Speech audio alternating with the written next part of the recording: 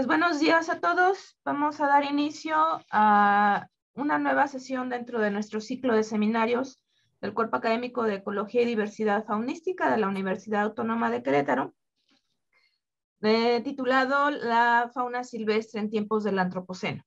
El día de hoy nos acompaña el doctor Enrique Alberto Reyes Novelo de la Universidad Autónoma de Yucatán, del Centro de Investigaciones Hideo Noguchi. El doctor Reyes Novelo es egresado de la licenciatura en Biología en el Instituto Tecnológico Agropecuario número 2. Realizó estudios de maestría y doctorado en la Facultad de Medicina Veterinaria y Zootecnia de la Universidad Autónoma de Yucatán. Actualmente es profesor investigador titular C del Centro de Investigaciones Regionales, Dr. Hideo Noguchi, de la Universidad Autónoma de Yucatán. El doctor Reyes trabaja en la línea de investigación de ecología de artrópodos, vectores y parásitos. Ha publicado más de 50 artículos científicos indexados a nivel nacional e internacional, con más de 50 ponencias en congresos nacionales e internacionales. Ha dirigido una gran variedad de recursos humanos, desde tesis de licenciatura hasta de posgrado. Actualmente es investigador nacional nivel 2. Entonces lo dejamos con el doctor Reyes Novelo, cuya presentación del día de hoy es sobre los triatominos en ambientes antropizados. Adelante, doctor. Muchas gracias. Muy buen día. Y bueno, antes de comenzar, pues me gustaría agradecer la invitación para estar el día de hoy aquí, platicando con todos ustedes un poquito sobre las experiencias que hemos tenido trabajando con triatoma dimidiata aquí en el sureste de México. Bien, pues voy a comenzar hablando primeramente de pues, la generalidad que nos trae a poder platicar acerca de por qué triatominos, por qué triatoma dimidiata, etcétera, ¿no? Y esto tiene que ver con una enfermedad que se conoce como la trypanosomiasis americana, que fue descrita en 1909 por el doctor Carlos Chagas en Brasil. Y bueno, actualmente esta enfermedad pues es un problema de salud pública en América y digamos de manera en sus focos de transmisión natural, pero ya en buena parte del mundo debido a el movimiento de poblaciones humanas. Entonces, mucho de lo que está con relación a todo este problema de salud, pues hoy en día es algo que pues está prestando mucha atención por parte de la opinión pública, por parte pues de las personas de diferentes culturas, poblaciones, etcétera, porque, bueno, sabemos que hemos pasado por una contingencia sanitaria a causa de una nueva enfermedad que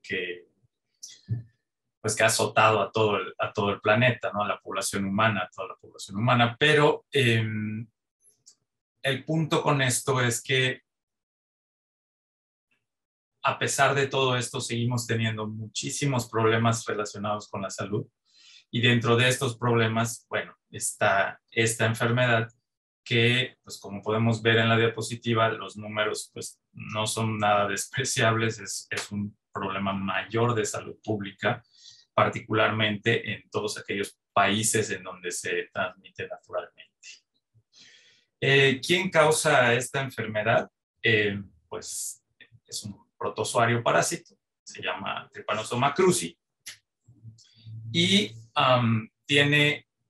lo interesante de este parásito es que tiene dos momentos en su fase de vida, en su forma de vida, que son una fase dentro de un hospedador vertebrado mamífero y otra fase dentro de un hospedador insecto. en este caso,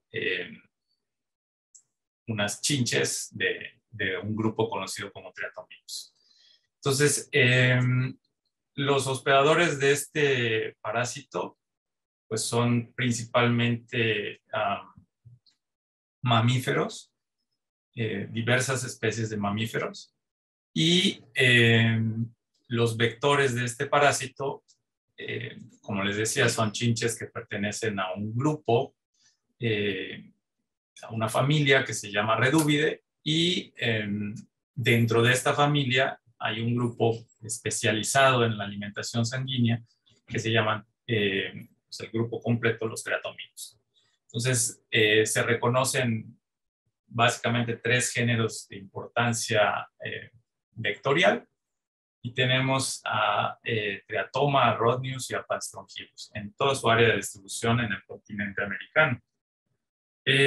No obstante, algunas de estas especies pues, pueden tener mayor relevancia, perdón, algunas especies dentro de estos géneros pueden tener mayor o menor relevancia dependiendo de el sitio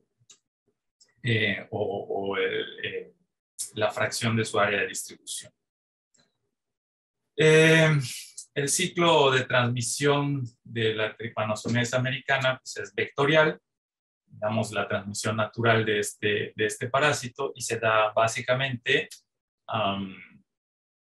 a través del contacto con, bueno, la transmisión no se da por picadura, se da por contaminación por parte del excremento del vector. Entonces el parásito está alojado en el sistema digestivo del vector y ahí se multiplica, y cuando el vector se alimenta, generalmente defeca sobre el hospedador, y en las heces se encuentran los parásitos infectantes. Entonces, el hospedador, al rascarse o al tocarse, ya sea mucosas, tejido conjuntivo, inocula, o sea, autoinocula el parásito, y es así como el parásito entra al hospedador vertebrado, en este caso. Entonces ya el parásito migra hacia células musculares, y tiene especial tropismo por tejidos lisos como los tejidos del sistema digestivo y también el sistema cardíaco. Entonces ahí es en donde genera el daño, digamos como enfermedad. Otras formas de transmisión de este parásito pues puede ser por transfusiones sanguíneas, que estas, digamos, no son las formas vectoriales, por donación de órganos, por ingerir alimentos contaminados con heces de triatominos, y también existe transmisión madre a hijo del parásito. En el contexto de la transmisión vectorial, que es en donde nos vamos a centrar en la charla de hoy, es que generalmente se reconocen 3 escenarios de transmisión vectorial, que sería el escenario silvestre, el peridoméstico y el formalmente dicho doméstico o dentro del domicilio, ¿no?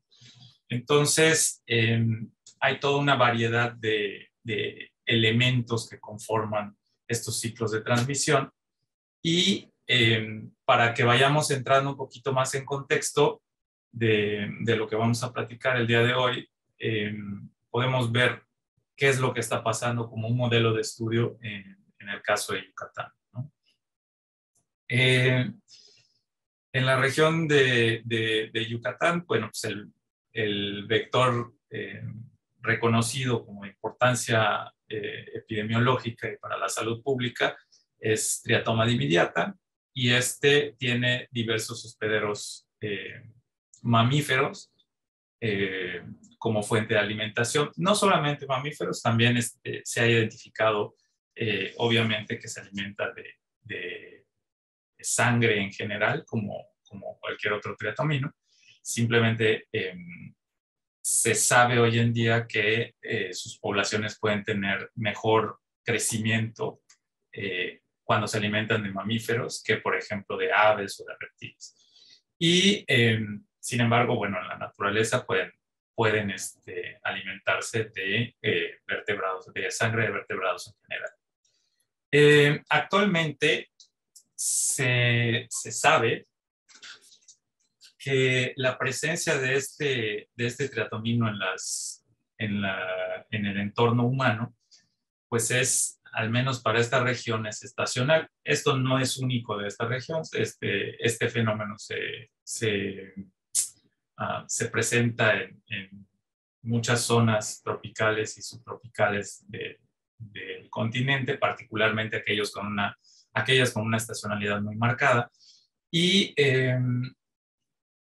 se sabe también que, bueno, este triatomino, Triatoma dimidiata, infesta las viviendas de esta región de una forma estacional, en donde durante los meses más calurosos del año se tiene por lo general la ocurrencia de mayores tasas de infestación en las viviendas. Y se sabe también, está bastante bien descrito, que alrededor de un 30% de estos triatominos que infestan las viviendas pueden estar infectados con Trypanosoma cruzi. Entonces, esta infestación estacional se ha documentado que está más que nada relacionada con el ambiente, digamos, silvestre o fuera de lo que es el ámbito de las localidades humanas. Y algunos estudios han mostrado que el peridomicilio puede jugar un papel importante en la infestación de estos triatomas para las viviendas. Entonces, en este estudio, por ejemplo, documentaron que la mayor, digamos, abundancia de los triatominos, pues, digamos, de esta especie de triatomino, de Triatoma dimidiata, está más bien reflejada en las orillas de esta localidad y mucho menor hacia el centro. Sin embargo, una de las cosas interesantes a observar aquí es que tenemos como, digamos, sitios en donde la abundancia de estos insectos, de estos vectores, se concentra, ¿no? Como que tiende a concentrarse en algunos sitios. Y eso, bueno, es de llamar la atención porque no es una distribución uniforme en toda la localidad, digo, y no esperaríamos que lo fuera, pero lo interesante es que tiende a hacerse como grupos de viviendas o de sitios en donde se concentran abundancias amplias de este insecto, ¿no? En otro estudio, hace algunos años ya, se hicieron unas evaluaciones para el control de este vector. Y algo interesante de estas evaluaciones es que probaron cuatro tipos de control, de métodos de control para este vector, estos autores. Y si miramos las gráficas, podemos ver que los puntitos blancos son los sitios en donde no se aplicó el control y los puntitos negros donde sí se aplicó el control. Entonces, algo que llama mucho la atención aquí es que, bueno, el insecticida, después de ser aplicado, Entonces baja las poblaciones en las viviendas, pero al siguiente año las poblaciones vuelven a subir como si no se hubiera aplicado un método de control anteriormente.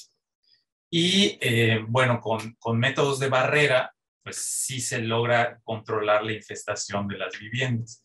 Pero algo que me llamó mucho la atención es que cuando se aplicó la estrategia de, bueno, lo que en aquellos años se conocía como patio limpio, que básicamente consistía en, y sigue consistiendo, ¿no? Nada más que ya no se llama así, en atender, digamos, las estructuras que se encuentran en el peridomicilio. Entonces, para evitar que haya pues, animales, que haya sitios en donde se crían los vectores, etc., cuando se aplicó esta estrategia al siguiente año, algo que fue muy interesante es que la infestación de las viviendas se redujo en más de un 50% con relación a los que no se les hizo ningún tratamiento, ¿no? Y esto llama la atención y habla un poquito de la importancia que pudiera tener este peridomicilio, este patio, para la infestación de las viviendas con relación a este vector. Entonces, a partir de esto, bueno, empezamos a generar preguntas acerca de qué tan relevante es este sitio, este espacio peridomiciliar para la infestación de las viviendas en esta región, ¿no? Y básicamente, pues nos abocamos a estudiar este vector en el peridomicilio. Tomamos, pues, información acerca de todo lo relacionado con este vector en el ambiente peridoméstico. Y básicamente lo que hicimos fue tomar datos acerca de dónde estaba el vector, en dónde se encontraba, bajo qué circunstancias, condiciones, etcétera, ¿no? Y también, pues, tratando de evaluar de alguna manera cuáles pudieran ser los factores que estuvieran relacionados con su presencia y con la relación que pudiera haber hacia la infestación de las viviendas. Entonces, bueno, empleamos una serie de herramientas para analizar toda esta información y a partir de esto, bueno, empezamos a mirar algunas cosas, ¿no? Algo importante aquí fue que en esta localidad con la que empezamos a trabajar, que se encuentra aquí al norte de Yucatán, podemos ver que la infestación de las viviendas empieza durante el mes de marzo, por ejemplo, y para cuando nos movemos a abril, ya la infestación está por buena parte de la localidad. Y algo todavía más interesante es que para mayo, junio, ya aparecen sitios con una infestación muy elevada, que serían estas oscuras, ¿no? Y posteriormente va disminuyendo la infestación en las viviendas hasta quedar unas cuantas. Algo que llamó la atención en este momento, para este momento de la investigación, es que en esta zona digamos, llamémosle sur de la localidad, o sea, todo el tiempo que se hizo el estudio hubieron viviendas infestadas, ¿no? Y en mayor o menor medida, pero además las viviendas con mayor infestación también se encontraron en esta zona. Entonces, vimos en ese contexto que sí, definitivamente había una relación de la infestación y de la cantidad de chinches que pueden ingresar a las viviendas con relación a la estacionalidad, ¿no? Sobre todo en estos meses de más calor aquí en la región. Y, perdón, algo a lo que pudimos aterrizar es que hay unas zonas en donde hay una mayor probabilidad de presentar infestación por chinches, al menos en esta localidad donde estuvimos generando el estudio. Y la otra cuestión que resalta aquí es que si vemos los círculos son los puntos en donde observamos la infestación de las viviendas, pero las marcas en cuadrado son los peridomicilios, en donde habían sitios de reproducción de chinches.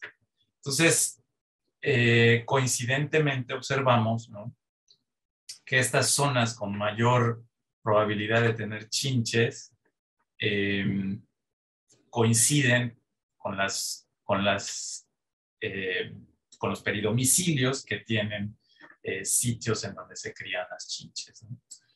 En este sentido, bueno, una de las preguntas era, pues, ¿por qué estará pasando aquí, ¿no? Entonces, algo que observamos fue que los gallineros, la presencia de gallineros en los peridomicilios, generaba infestaciones mucho más severas en las casas en las que tenían estas estructuras con chinches.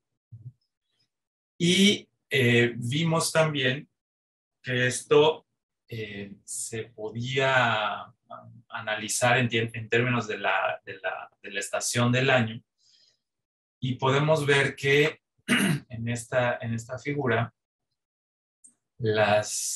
estos son las etapas de desarrollo de las chinches, ¿no?, que va de la ninfa 1 a la ninfa 5 y luego el adulto.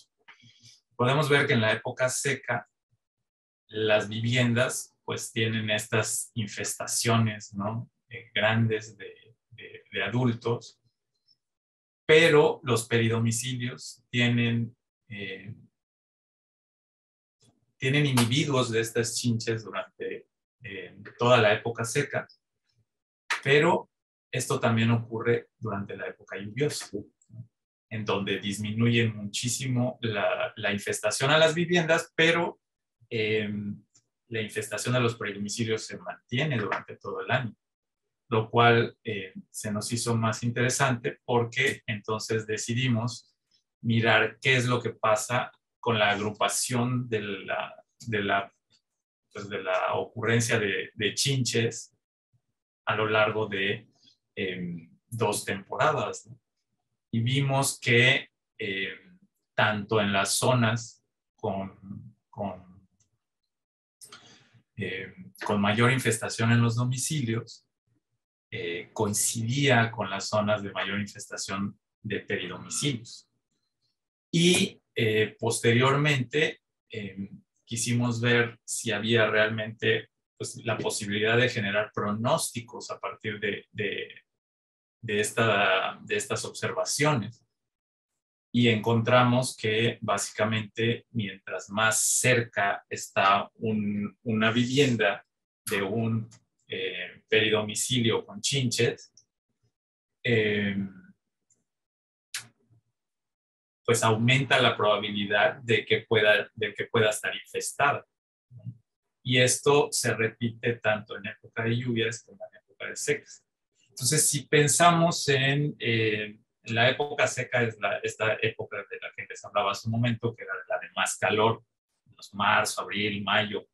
Y si pensamos en un momento sobre esto, veíamos que la infestación, digamos, importante para la salud pública, para la transmisión vectorial, etcétera, tiene que ver con esta infestación masiva en la época seca.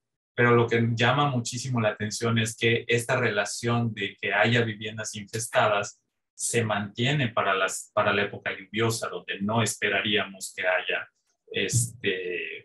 infestaciones en las viviendas.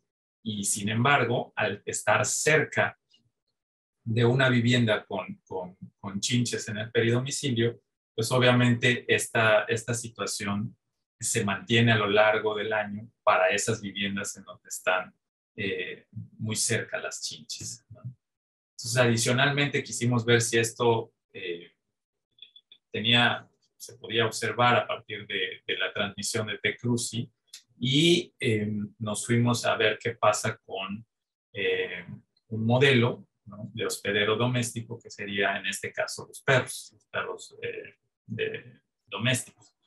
Y la idea era, bueno, si las chinches están en el patio, pues, ¿quiénes serían unos centinelas de que pudiera estar habiendo transmisión? Y si hubiera transmisión, entonces que pudiéramos estar mirando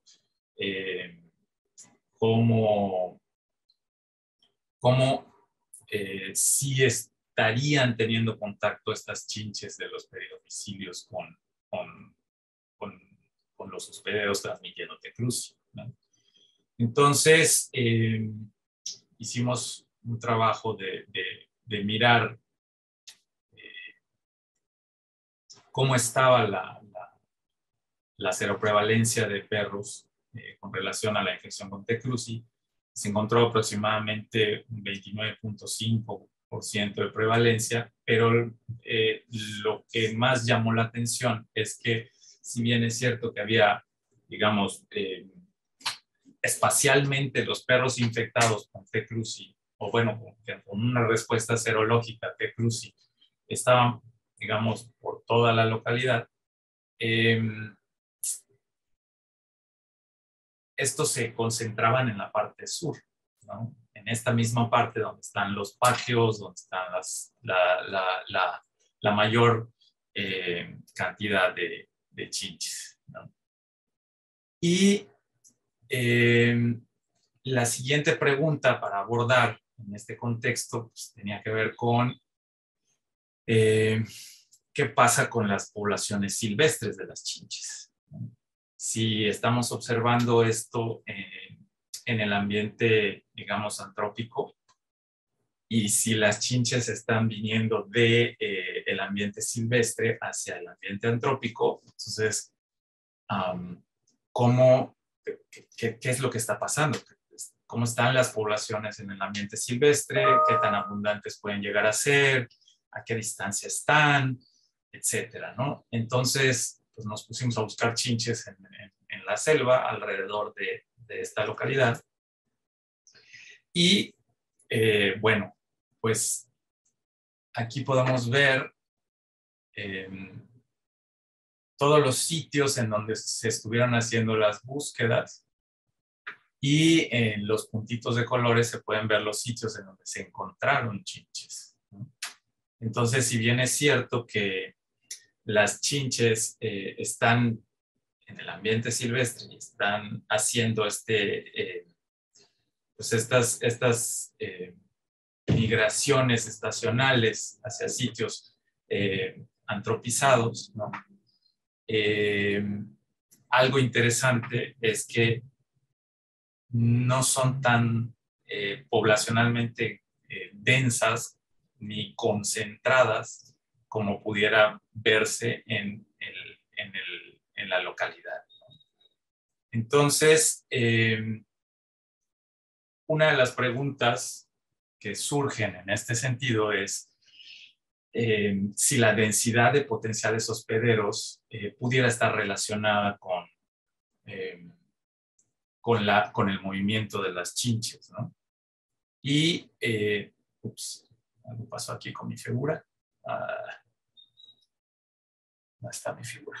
Bueno, una de las cosas que observamos es que la densidad de potenciales hospederos es muy alta en los sitios antropizados. Y, bueno, voy a pasar a la siguiente parte. Entonces, y es mucho menos densa digamos, la abundancia de hospederos en el área silvestre, porque obviamente tienen una dinámica completamente distinta. Y entonces esta agrupación de hospederos, de potenciales hospederos en las zonas antropizadas, lo que genera son concentraciones de chinches, ¿no? En donde, bueno, pues si les ponemos una jaula con un animal que está ahí sin poder desplazarse y sin poder, vamos a pensar, defenderse, ¿no? A través de escapar, de cambiar de madriguera, etcétera, pues las chinches ahí se instalan y se empiezan a alimentar y se generan estas colonias. Entonces, algo interesante es que, bueno, estas estructuras, todas estas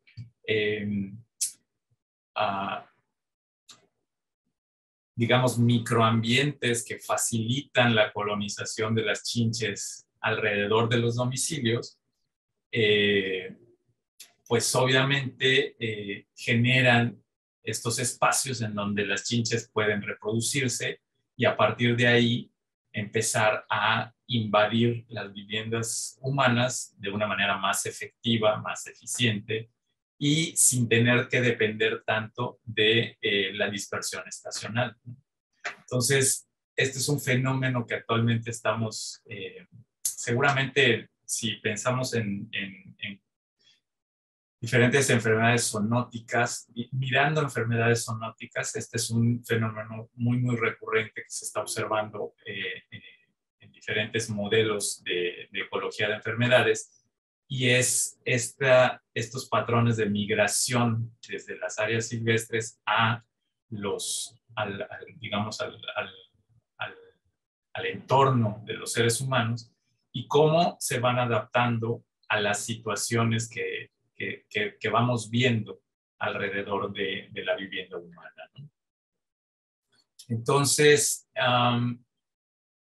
lo que hemos ido colectando todos estos años, todas estas evidencias, pues nos hablan precisamente de cómo se está dando esta dinámica y de cómo la estructura de la forma de la vivienda, la estructura de cómo se organizan las localidades, cómo se hace el manejo de los recursos en torno a los domicilios y obviamente de los servicios que tienen a disposición, va generando que algunas poblaciones de estos animales o de estos vectores pues, se vean favorecidos y se cambien inclusive al interior de las localidades toda la dinámica, digamos, natural de estos vectores y que, bueno, de entrada ya era un problema en su dinámica de dispersión natural, pero que actualmente empieza a incrementarse ese problema al tener estos espacios más cercanos a la vivienda humana y por tanto implicando un mayor riesgo de transmisión para las personas, ¿no? Cambiando realmente muchísimo la ecología de la transmisión en este caso, este modelo de estudio, el parásito Trypanosoma cruzi, ¿no? Y bueno, un poquito que hoy en día tenemos que ir pensando ya, cambiar tal vez un poquito el esquema, cambiar un poco el paradigma, e ir pensando más en cada día más, ¿no? En este contexto pues de mirar la salud desde distintas ventanas, desde distintas perspectivas, como puede ser la ecología, la salud pública, la salud animal, desde la perspectiva socioeconómica, socioecológica, todo esto enmarcando los diferentes ambientes, microambientes, cómo se va comportando la transmisión a través de todo esto y sobre todo las respuestas que como sociedad se generan, porque digamos, las enfermedades transmitidas por vector, como es el caso de Trypanosoma cruzi y particularmente aquellas que son zoonóticas, o sea, que provienen de los animales hacia los seres humanos, no son erradicables, son controlables. Y entonces en este marco conceptual de pensar en que no solamente es la salud de los seres humanos, sino además hay una salud del sistema y hay una salud de los animales en ese sistema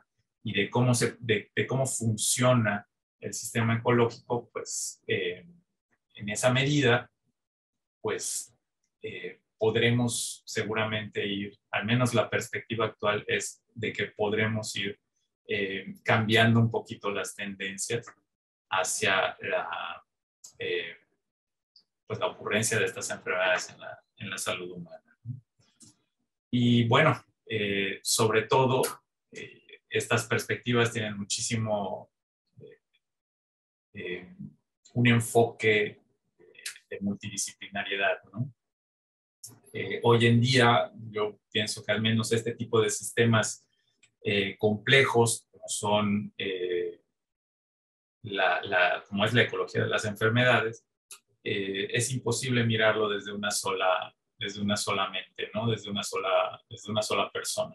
Y se requieren realmente de grupos multidisciplinarios e inclusive interdisciplinarios para ir comprendiendo cómo se dan los fenómenos relacionados con la ocurrencia de estas enfermedades, ¿no?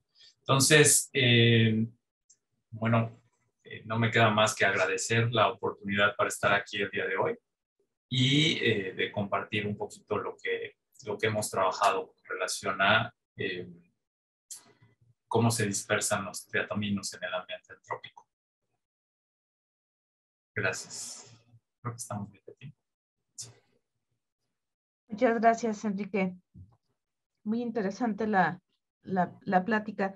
No sé si de los que están ahorita acompañándonos a través de Zoom hubiera alguna pregunta para que pudieran levantar su mano. Creo que no. Si no, en ese caso yo sí tengo. Considerando ahorita que este tipo de enfermedades, las enfermedades zoonóticas, también dependen mucho de cómo está interactuando nuestra especie con el resto del planeta. Hay dos cosas que me gustaría, si nos pudieras comentar.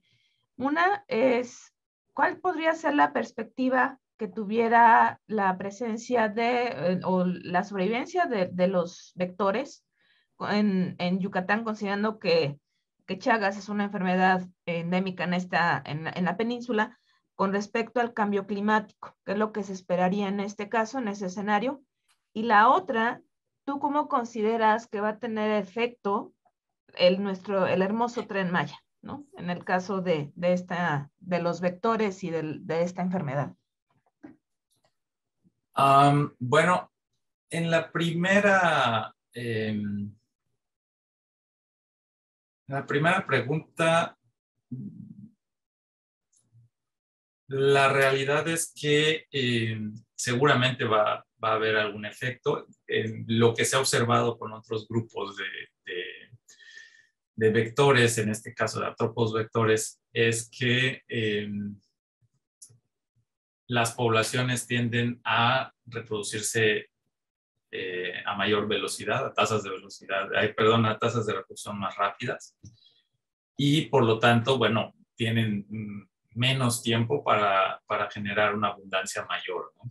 Lo cual, bueno, pues tiene impacto directamente en la posibilidad de que si hay más nichos, pues estos puedan entrar en contacto con las personas, digamos que sea más probable que entren en contacto con las personas. Y eso pues definitivamente va a generar un impacto pues, a nivel de la ocurrencia de la enfermedad en las poblaciones humanas, ¿no?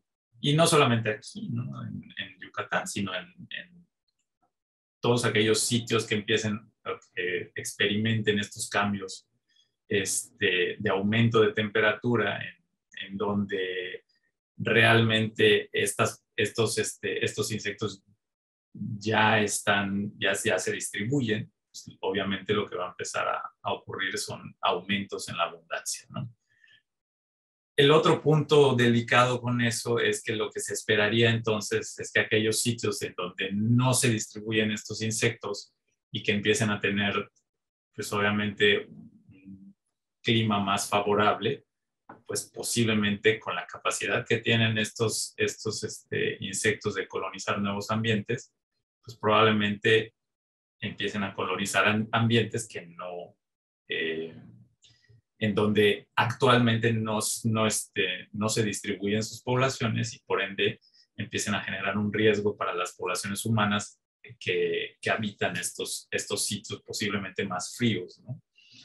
Y que en la medida en la que se vayan volviendo más calurosos, pues se preste el ambiente para favorecer la dispersión de estos bichos, ¿no? Con relación a la segunda pregunta, la verdad no tengo idea, pero bueno, por simple lógica, con el asunto del Tren Maya, pero por simple lógica, pues el hecho de antropizar más el paisaje, pues va a generar que sitios en donde posiblemente estos insectos están, tienen unos ciclos, una ecología ahí ya, digamos, independiente a lo que son las poblaciones humanas, pues obviamente se sabe, y no solamente para este parásito, sino para muchos otros, que en la medida en la que los seres humanos entramos a su ambiente, pues incrementa el riesgo de entrar en contacto con ellos, ¿no?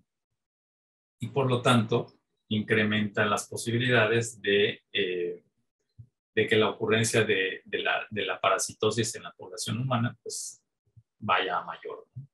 Entonces, definitivamente tendrá un impacto y habrá que medirlo, ¿no? Así es, ¿no? Casi esperemos que no, al final del recorrido del Tren Maya, si usted no tenía una enfermedad zoonótica, se le proporcionará una, ¿no? En este sentido. Esperemos que no pase así, porque sí, el escenario es de riesgo, ¿no? O sea, indiscutiblemente va a haber algo ahí, va a haber un efecto, ¿no? Y sí esperemos que no sea muy grave en este sentido. Pero bueno, ok. Pues muchas gracias, Enrique. Les agradecemos a nuestros asistentes aquí a través de Zoom, el que hayan estado con nosotros en este seminario. Más adelante, en el transcurso de estos próximos días, será publicado y compartido a través de nuestras redes sociales. Y pues, bonito día, bonito fin de semestre para todos los que estemos ya en la recta final en este sentido. Y seguimos en contacto. Gracias nuevamente, Enrique. Gracias. Hasta luego.